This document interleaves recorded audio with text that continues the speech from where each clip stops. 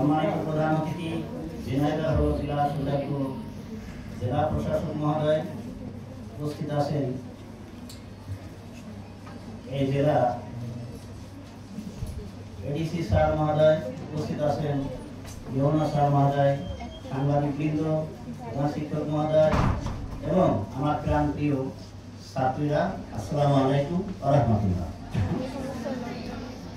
ইতিমধ্যে মাননীয় জেলা প্রশাসক মহোদয়ের পক্ষ থেকে আমার মনে হয় সমস্ত কথা সুন্দরভাবে বলা হয়ে গেছে, বাকি কিছু নেই। তারপরেও একটু বলা দরকার, আর আমি একটা মেসেজও দিতে চাই। স্যার আমাকে এই সুযোগটা দেওয়ার জন্য আমি আন্তরিকভাবে স্যারের কাছে কৃতজ্ঞতা প্রকাশ করছি।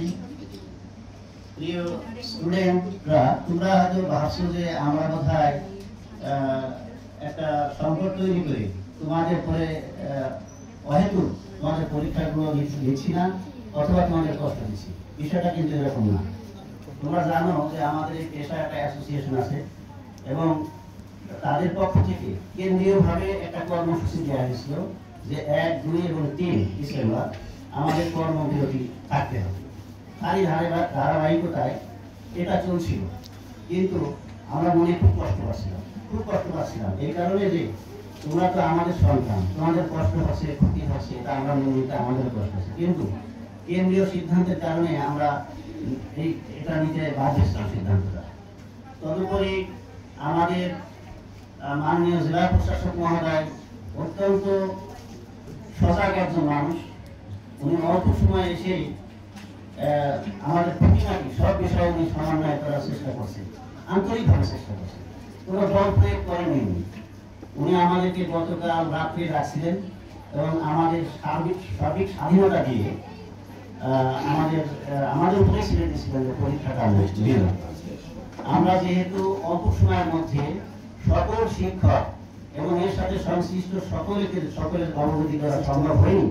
তদুপরি আমরা স্যারের সাথে যে কমিটমেন্ট দিয়েছিলাম যে পরীক্ষাটা আমরা নেব, সেই কারণে কিন্তু গত রাতে আমরা অনলাইনে আমাদের পেজে তোমাদেরকে পরীক্ষা হবে এই মর্মে একটা নোটিশ করেছিলাম। সঙ্গত কারণে তোমরা পরীক্ষা দেওয়ার জন্য চলে আসে। এখন তোমাদের মনে কষ্ট হতে পারে যে আগের দিন নোটিশ করলো যে 1, 2, 3 এই পরীক্ষা হবে না, আবার হঠাৎ করে 2 তারিখে পরীক্ষা হবে। এটা তো আসলে একটু কষ্টেরই কারণ। আমরা আসলে একটু সমস্যা করে গেছিলাম যেহেতু সব স্যারেদের আমরা একমত ওই সময়ের মধ্যে করতে পারিনি, সেই কারণে আজকের পরীক্ষাটা আমাদের নেওয়া সম্ভব হবে।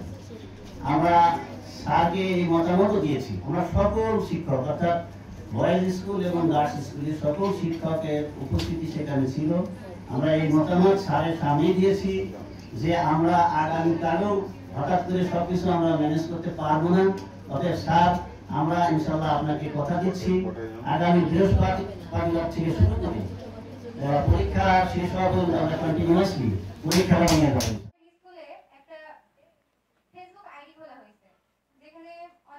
স্টুডেন্ট এবং শিক্ষকবৃন্দরা ওখানে অ্যাড রয়েছে। তো আমি বলতে চাচ্ছি যে সোশ্যাল মিডিয়াতে এখন আমাদের নোটিশগুলো সব সোশ্যাল মিডিয়াতে দেওয়া হচ্ছে, যার কারণে অনেকে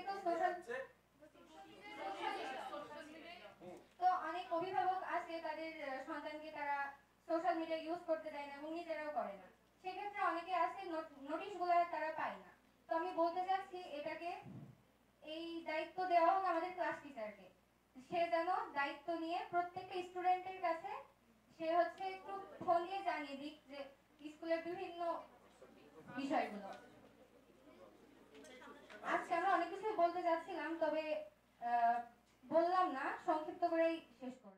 বলছে নির্বিঘ্নে পরীক্ষা নিবে, তো এটা আমি বলছি যে আমি জেলা পরিষদ হিসেবে আমি সমন্বয়ক, আমি আপনাদের মুখে শুনবো।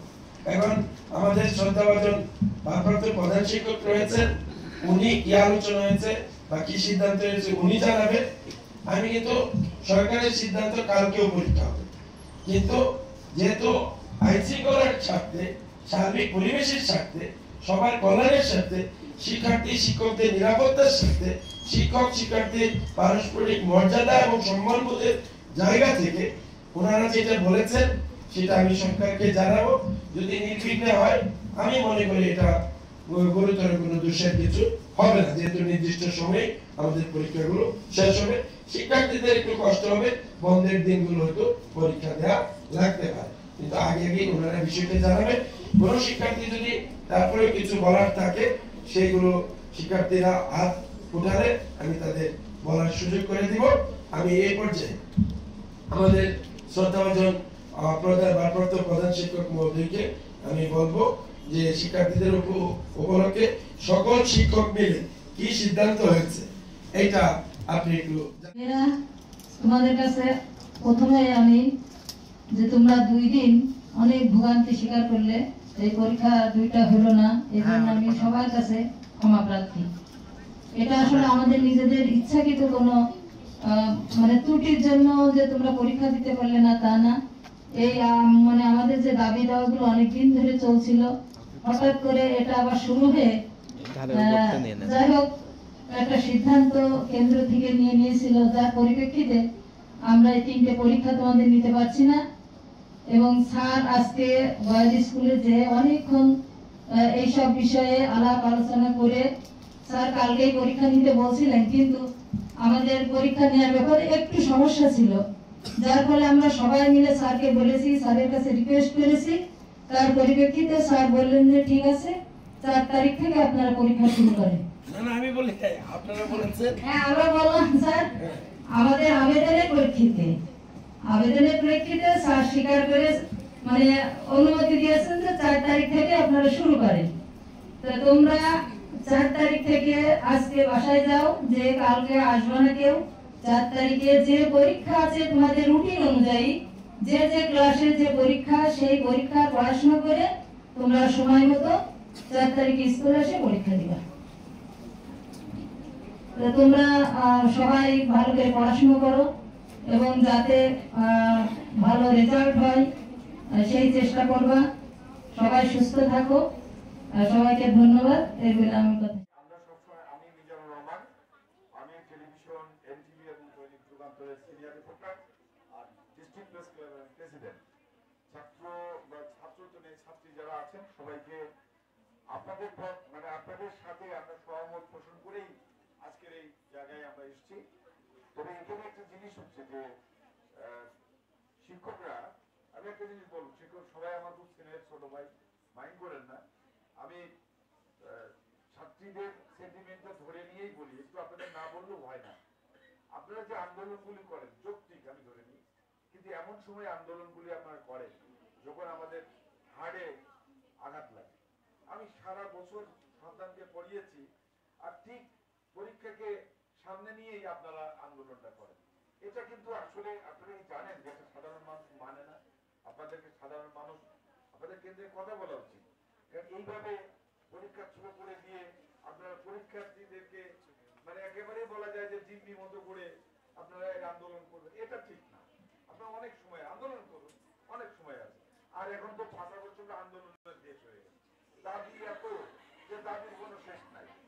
যাই হোক, আমি ধন্যবাদ জানাবো জেলা প্রশাসক মহোদয়কে। দাবি মেনে নিচ্ছি, আমরা তাদের অত্যন্ত শ্রদ্ধা করি, সম্মান করি। ইভেন আমাদের এ পর্যন্ত আসার কোনো ইচ্ছা ছিল না, আমরা পারলে আমাদের হেড ম্যামের সাথে কথা বলে সব সলিউশন করে নিতাম, তবে তারা আমাদেরকে যথাযথ সময়টুকু দেয়নি, যার জন্য আজকে এখানে আসা। তবে আমাদেরও কিছু দাবি আছে।